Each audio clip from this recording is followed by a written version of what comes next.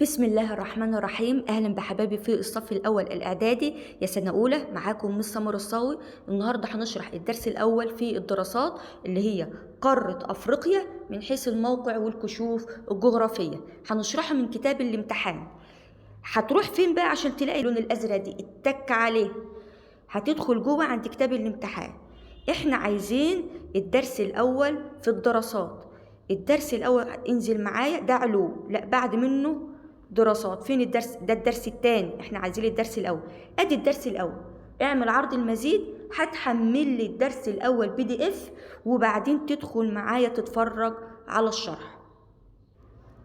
ده بقى اول درس PDF نازل من كتاب الامتحان، الطلبه اللي هتشتغل من كتاب الامتحان. طيب عندك قاره افريقيا. ليه الأول يا سنة أولى إحنا هندرس قارة أفريقيا؟ لأن مصر بتقع في الركن الشمالي الشرقي لقارة أفريقيا. مصر أهي في الركن الشمالي الشرقي لقارة أفريقيا، علشان كده إحنا هندرس قارة أفريقيا. هندرس في قارة أفريقيا 4 حاجات: الموقع الفلكي والموقع الجغرافي لقارة أفريقيا، وبعدين أهمية الموقع الفلكي لقارة أفريقيا، أهمية الموقع الفلكي والجغرافي لقارة أفريقيا، وهندرس الكشوف الجغرافية، وهندرس الخريطة السياسية لقارة أفريقيا. أول بقى صفحة عندنا في شرح الدرس التمهيد. بيقول لك أنت خدت في السنين اللي فاتت، فاكر لما كنا بنقول إن قارات العالم 7 قارات؟ إن الكرة الأرضية كلها أصلا يا سنة أولى الأول كانت مكونة من يابس وماء. فعندنا اليابس هو القارات اللي هم قارات العالم 7، وعندنا اليابس اللي هي المحيطات والبحار.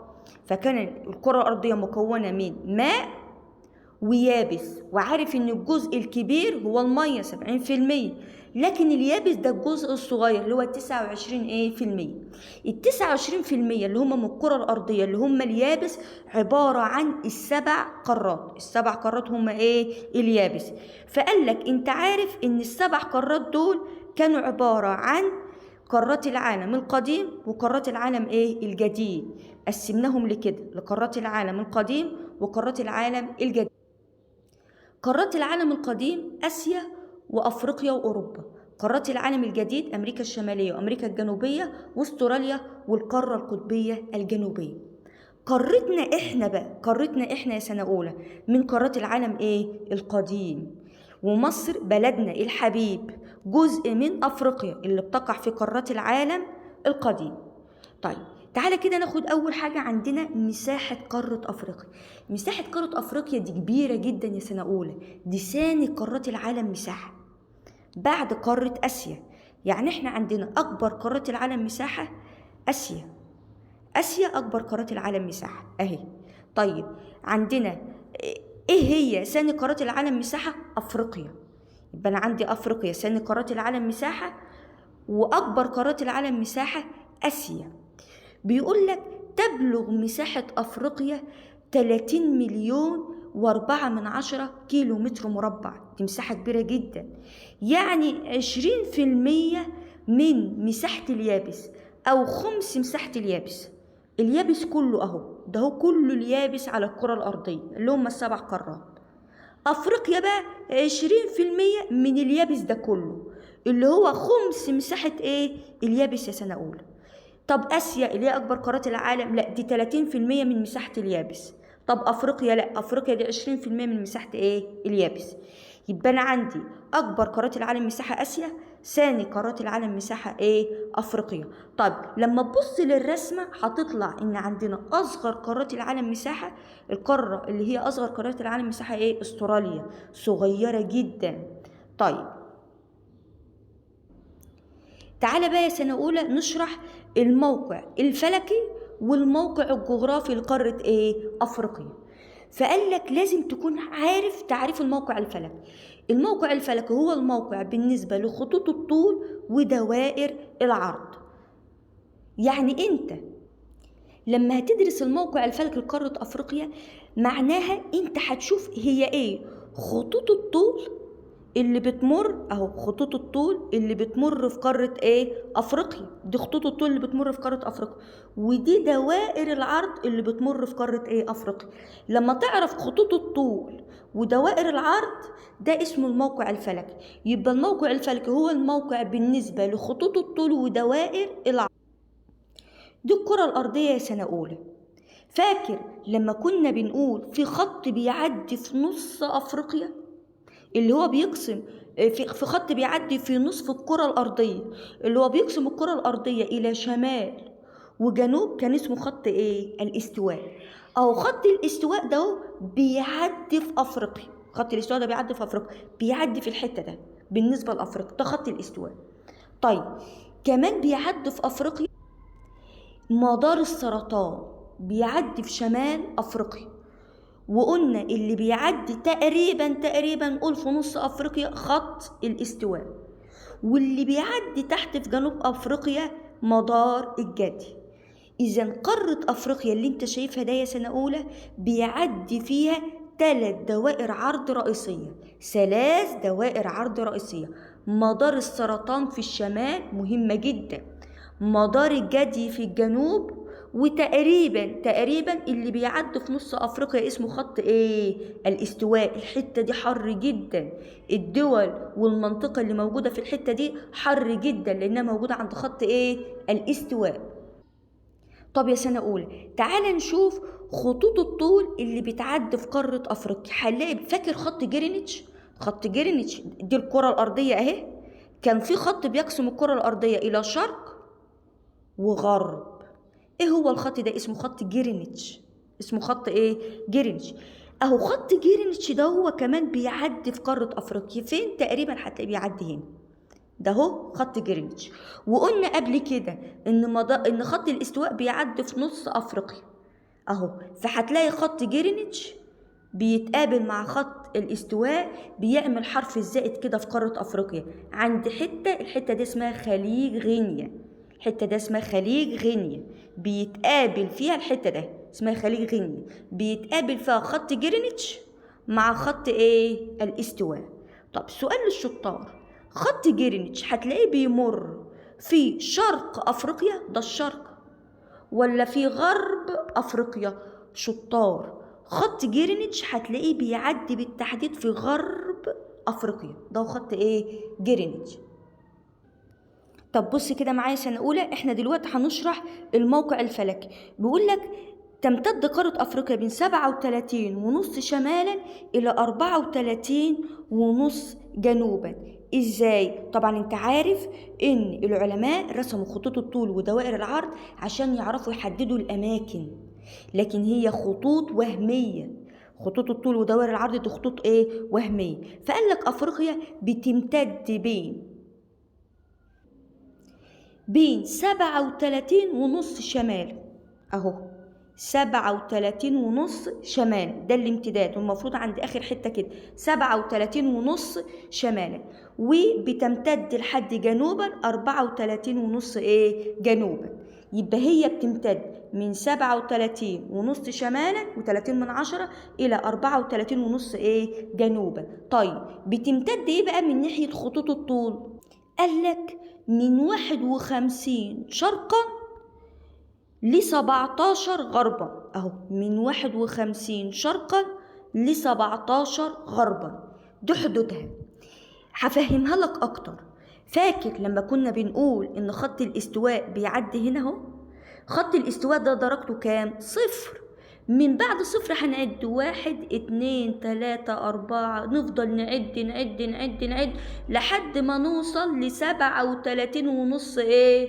شمالا. دي حدود قارة ايه؟ افريقيا. ننزل بقى للركن الجنوبي برضو، لان دائرة الاستواء اهي درجتها 0. نعد 1 2 3 4 5 6 لحد ما نوصل لحد اخر جزء في افريقيا اللي هو 34.5 ايه؟ جنوبا. طب لما نيجي ندرس بقى عندنا خطوط الطول، هتدرس خط جرينتش. خط جرينتش في الغرب هتعد بقى ودرجته 0، هتعد 1 2 3 4 5 6 لحد ما توصل ل51 شرقا، وبعدين تعد 1 2 3 4 5، هتعد كام؟ 17 درجة بس في الغرب، لأن هي خط جرينتش بيمر في غربها، فهتلاقي هنا 17 دايرة بس ايه؟ في الغرب. لما تيجي تعد الدوائر دي يا سناء، يا سنة أولى تعد الدوائر اللي هي نعد خطوط الطول اللي موجودة في قارة أفريقيا، هنجمع الشرق مع الغرب، هنلاقيهم 68 خط طول اللي موجود في قارة أفريقيا، 68 خط طول. ولما تيجي تعد دوائر العرض اللي موجودة كلها في أفريقيا اللي هو الجزء الشمالي مع الجزء الجنوبي، هتلاقيه 70 دائرة عرض.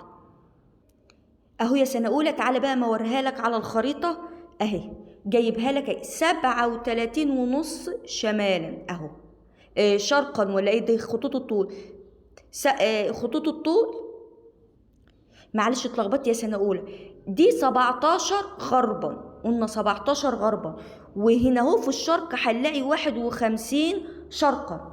طيب وهنا اهو في الشمال هنلاقي 37.5 شمالا، وهنا في الجنوب هنلاقي 34.5 ايه جنوبا. لما تيجي بقى تعد خطوط الطول ده هي دوائر العرض اللي موجودة كلها في قارة أفريقيا، هتلاقيهم 70 دايرة، 70 دائرة عرض. ولما نيجي نعد خطوط الطول كلها اللي موجودة في أفريقيا الشرق مع الغرب، هنلاقيهم 68 ايه خط طول.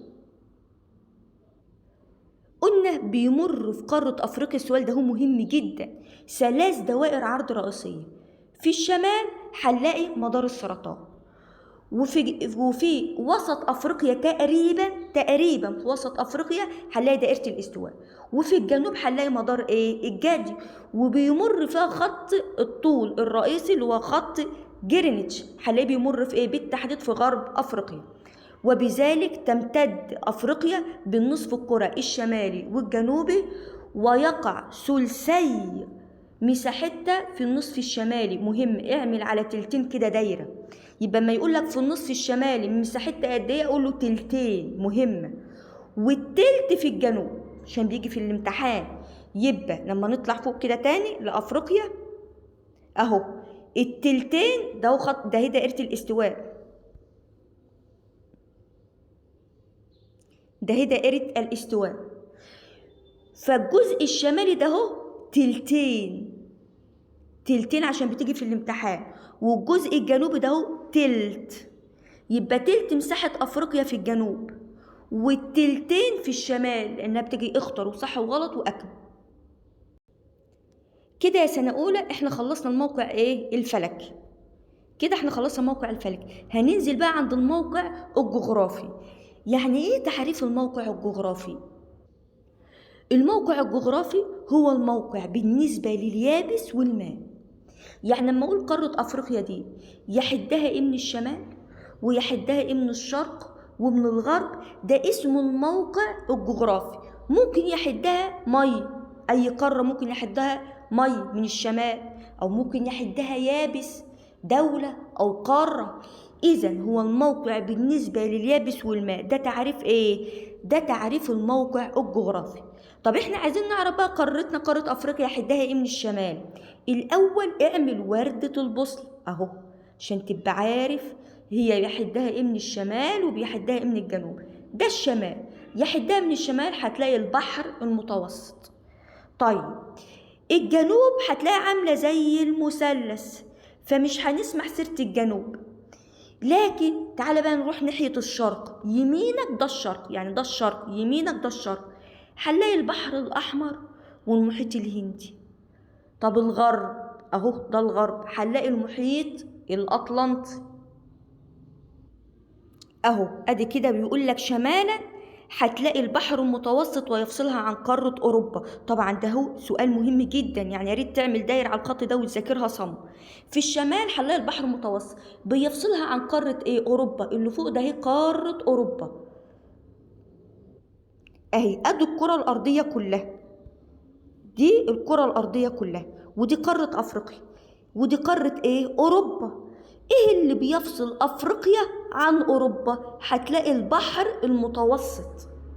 طب دي قارة آسيا، قارة آسيا اهي تاني، قارة آسيا اهي، دي آسيا، ودي أفريقيا. ايه اللي بيفصل آسيا عن أفريقيا؟ شطار البحر الأحمر. دي أسئلة امتحانات يا سنة أولى. يبقى دي قارتنا قارة أفريقيا، اللي بيفصلها عن أوروبا البحر المتوسط، واللي بيفصلها عن آسيا البحر الأحمر. مهمة جدا يا سنة أولى. طيب شرقا قال لك هتلاقي البحر الأحمر والمحيط الهندي أهو، اللذان يفصلهما عن قارة آسيا. يعني عند البحر الأحمر والمحيط الهندي بيفصلهم عن قارة آسيا. طيب تعالى كده نروح غربا هتلاقي المحيط الأطلنطي. طب والمحيط الأطلنطي السؤال ده هو برضو مهم جدا، هيفصلها عن قارة أمريكا الشمالية وأمريكا الجنوبية. دي الكرة الأرضية يا سنة أولى، قلنا دي أفريقيا، وده هو المحيط الأطلنطي. هنا في قارتين، أمريكا الشمالية وأمريكا الجنوبية. إذن إيه اللي بيفصل أمريكا الشمالية وأمريكا الجنوبية عن قارة أفريقيا؟ المحيط الأطلنطي. المحيط الأطلنطي ده هو فصل قارة أفريقيا عن الأمريكتين. هنا هتلاقي أهو ده هي أمريكا ده هي أمريكا الجنوبية، واللي فوق ده هي أمريكا الشمالية. هندرس المضايق يا سنة أولى، فبيقول لك إن قارة أفريقيا اللي أنت شايفها ده هي هتقترب من قارة أوروبا قريبة جدا منها عند مضيق جبل طارق. يبقى ده سؤال بيجي لك في الامتحانات، تقترب قارة أوروبا من قارة أفريقيا عند مضيق جبل طارق. طب لما نروح لقارة آسيا، دي قارة آسيا وده قارة أفريقيا، هنلاقي الحتة ده هي بيقتربوا من بعض جدا عند مضيق باب المندب. يبقى بتقترب آسيا من أفريقيا عند مضيق باب المندب، وبتقترب أفريقيا من أوروبا عند مضيق جبل طارق. مهمة جدا. طيب بيقول لك عارف قارة آسيا بتتصل، قارة آسيا هي بمصر، يعني قارة آسيا بتتصل بأفريقيا عن طريق شبه جزيرة سيناء. السؤال ده بيجي في الامتحان، يعني أهي شبه جزيرة سيناء، أهي شبه جزيرة سيناء في الحتة دي. فهنلاقي آسيا بتتصل بأفريقيا، متصلين ببعض، متصلين كده ببعض. الفضل يرجع لشبه جزيرة سيناء، وقلت قبل كده ده هو مهم جدا سؤال امتحانات. يبقى يا سنة أولى وانت بتذاكر يا ريت تعمل خط. احنا عند الموقع احنا هنا يا سنة أولى. اعمل بقى قارة آسيا عند مضيق باب المندب، بتتصل أفريقيا بآسيا عند مضيق باب المندب وتتصل بها. اعمل دايرة عند شبه جزيرة سيناء واحفظها صم لأنها مهمة جدا، والتي تعد جزء غالي من وطننا الحبيب. إذا مصر لها دور في قارة أفريقيا، إن ربطت أفريقيا بآسيا عن طريق شبه جزيرة سيناء. وانت عارف إن مصر بتقع في الركن الشمالي الشرقي لقارة أفريقيا. طب تعالى بقى السؤال ده هو مهم. لشبه جزيرة سيناء أهمية حضارية واستراتيجية كبيرة. ليه؟ قال لك حضارية بسبب انتقال بعض الثقافات والحضارات من آسيا لأفريقيا، مثل الحضارة الإسلامية. طب تعالى كده نطلع فوق نشوف على الخريطة أهو. شايفين الحتة ده يا سنة أولى؟ هنا مكة والمدينة. هنا بقى خلافة سيدنا عمر بن الخطاب في عهد لما كان القائد عمرو بن العاص في عهد عمر بن الخطاب عايزين يروحوا يفتحوا مصر. هيفتحوا مصر ازاي؟ هيفتحوها عن طريق شبه جزيرة سيناء اهو. افتح كده، كبر الصورة، عن طريق شبه، هيعدوا من هنا يروحوا مصر ويدخلوا الإسلام مصر. يبقى هم هيطلعوا من مكة يروحوا يعدوا من شبه جزيرة سيناء يروحوا مصر ويفتحوا مصر ويدخلوا فيها الإسلام. إذا شبه جزيرة سيناء أهمية حضارية لأن عن طريقها دخل الإسلام إلى مصر. وليها أهمية استراتيجية يا سنة أولى، ليها أهمية استراتيجية. ليه بقى ليها أهمية استراتيجية؟ أهو بسبب تعرض مصر للعديد من الحملات العسكرية من خلالها، وبذلك فإن الحفاظ على أمن شبه جزيرة سيناء من ضرورة مهمة للحفاظ على الأمن القومي لمصر. يبقى شبه جزيرة سيناء لها أهمية حضارية لأن عن طريقها دخل الإسلام إلى مصر، ولها أهمية استراتيجية بسبب تعرض مصر للعديد من الحملات العسكرية من خلالها. يعني إيه؟ يعني الإنجليز لما جم احتلوا مصر عن طريق شبه جزيرة سيناء. لما هيعدوا من شبه جزيرة سيناء وبعدين يعدوا من قناة السويس وبعدين يدخلوا مصر. إذا قناة السويس دي تعتبر الأمن القومي لمصر. يبقى احنا لازم نحافظ على القوم المصري، الأمن الأمن المصري من خلال شبه جزيرة سيناء. طب بعد كده بيقول لي ما المقصود بحضارة؟ مجموعة الإنتاج الثقافي مثل العادات والتقاليد والعلوم والفنون والقيم، والإنتاج المادي مثل القلاع والمباني والقصور، وهو ما يميز مجتمعنا عن غيره. يعني إيه؟ أي مباني بتبنيها، أي شعر، أي أدب، أي عادات، أي تقاليد، دي اسمها حضارة. الحضارة دي بتختلف من مكان لآخر. يعني الحضارة المصرية مختلفة في عاداتها، في تقاليدها، في المباني، في شكل المباني، في شكل المعبودات، عن الحضارة التانية، عن حضارة العراق، عن حضارات كوش. يبقى كل مكان له حضارة، والحضارة دي بيتميز بيها عن غيره. فتعال احنا كده بقى ندرس أهمية موقع قارة أفريقيا استراتيجيا واقتصاديا وحضاريا. استراتيجيا قايل لك تعريف الأهمية الاستراتيجية، فقال لك هي الأهمية وقت السلم والحرب والأزمات. يعني ساعة السلام وساعة الحرب دي حاجة اسمها أهمية استراتيجية. قارة أفريقيا لها أهمية استراتيجية. ليه؟ لأن موقعها الجغرافي متميز، بتشرف على ممرات مائية هامة، كنت واخدها السنة اللي فاتت، مضيق جبل طارق وباب المندب وقناة السويس. دي الأهمية الاستراتيجية، إن موقعها الجغرافي متميز وبتشرف على ممرات مائية هامة. السؤال ده هو حفظ. طيب الأهمية الاقتصادية، قال لك لها أهمية اقتصادية بسبب موقعها الجغرافي، مما أدى إلى تحكمها في طرق التجارة العالمية للملاحة. ويجي هنا سؤال للشطار يا سنة أولى ويقول لك بما تفسر قارة أفريقيا بتتحكم في طرق الملاحة العالمية. هي بتتحكم في طرق العالمية للملاحة ليه؟ ليه يا سنة أولى شطار؟ بسبب موقعها الجغرافي المتميز، هو اللي خلاها تتحكم في طرق التجارة العالمية للملاحة. طب الموقع الفلكي، الموقع الفلكي ده له علاقة بالمناخ، هيخلي فيها تنوع في المناخ. الحتة اللي عند خط الاستواء لو فاكرها هتكون حر جدا، والحتة اللي عند مدار السرطان تكون شوية معتدلة في درجة الحرارة. فيبقى عندنا أماكن حر، أماكن معتدلة في درجة الحرارة، أماكن برد.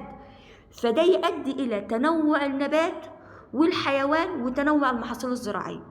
يبقى الموقع الفلكي له علاقة بإيه؟ بالمناخ. مناخ أفريقيا متنوع، لأن الموقع الفلكي اللي فيها إيه؟ متنوع. يبقى تنوع المناخ. طب تنوع المناخ ده هيعمل إيه؟ هيؤدي إلى تنوع المحاصيل الزراعية وتنوع النبات الطبيعي. برضو السؤال ده هو حفظ لأنه مهم.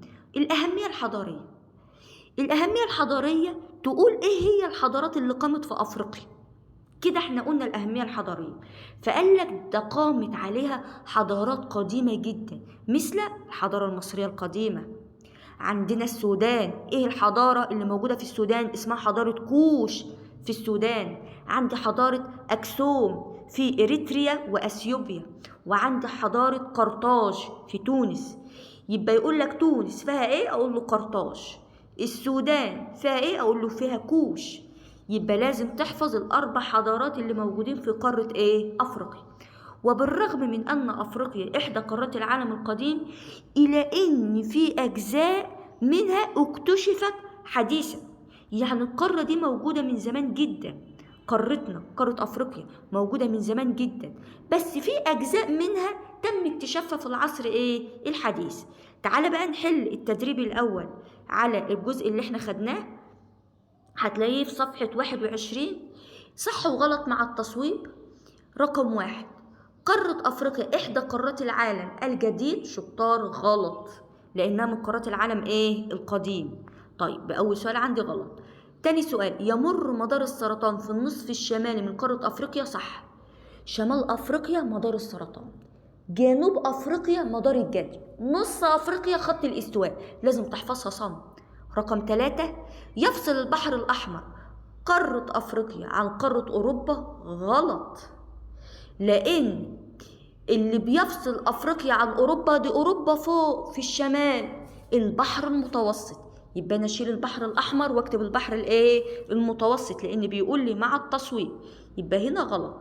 رقم 4، يمر خط جرينتش أهو 4 أهو، يمر خط جرينتش غرب قارة أفريقيا. صح. في الغرب هلاقي خط جرينتش. 5 يقع ثلثي مساحة أفريقيا في النصف الشمالي للكرة الأرضية. ثلثي يبقى صح، التلتين فوق والتلت تحت، التلتين فوق خط الاستواء والتلت تحت عند دائرة الاستواء. انتقلت الحضارة الإسلامية إلى قارة أفريقيا عبر شبه جزيرة سيناء. صح، مهمة جدا. طيب تعالى كده نروح لصح وغلط. تعد قارة أفريقيا من قارات العالم ثاني قارات العالم مساحة بعد قارة إيه؟ آسيا. آسيا هي عندنا اللي هي أول قارات العالم مساحة، وثاني قارات العالم مساحة إيه؟ أفريقيا. طيب احنا هنا هنقول آسيا. من المسطحات المائية التي يحد أفريقيا من جهة الشرق، يعني روح للشرق، يمينك ده الشرق كده اهو، ده الشرق، ده اليمين. اليمين هلاقي ايه؟ هلاقي البحر الأحمر في الشرق. طيب نروح لرقم 3. تتصل قارة أفريقيا بقارة آسيا بريا، عن طريق بريا يعني همشي على الأرض، مش بحر ولا محيط. فتتصل أفريقيا بقارة آسيا بريا عند شبه جزيرة سيناء. مهمة جدا. رقم 4. إذا خرقت سفينة من قناة السويس بمصر متجهة شمالا للدوران حول أفريقيا، فإن المسار الصحيح للسفينة سيكون، تعال بقى نطلع لفوق عند الخريطة أهو، هي في عندي هنا عند السويس، فهتتجه شمالا هتروح البحر المتوسط عشان تدور حوالين أفريقيا.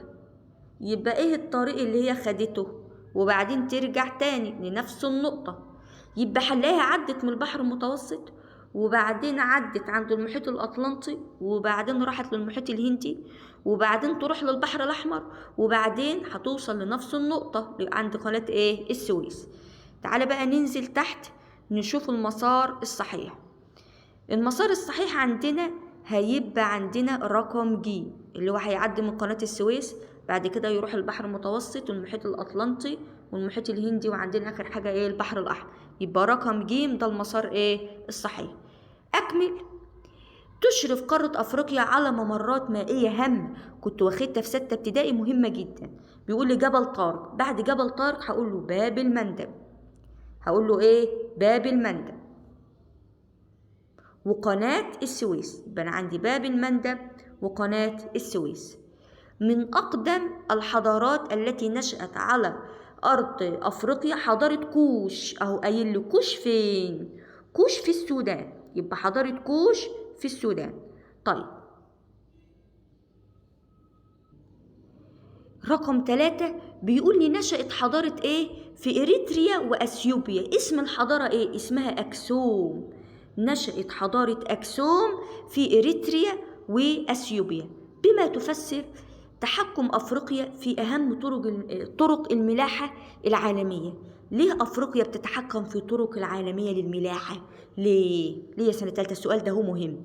بسبب موقعها الجغرافي المتميز. اكتب كده، بسبب موقعها الجغرافي المتميز. طب تعالى كده نروح للكشوف الجغرافية. كده يا سنة أولى الدرس هيكون طويل عليكم، فخلينا نكتفي لحد التدريب الأول عشان تبقوا عارفين احنا واقفين فين. هنا هنقف لحد التدريب الأول. الحصة اللي جاية هنبتدي من ثالثا الكشوف الجغرافية، وبعدين ندرس ثالثا ورابعا، ونبقى خلصنا الدرس ونحل الأسئلة اللي على الدرس. أشوفكم الحصة اللي جاية يا سنة أولى. ربنا معاكم.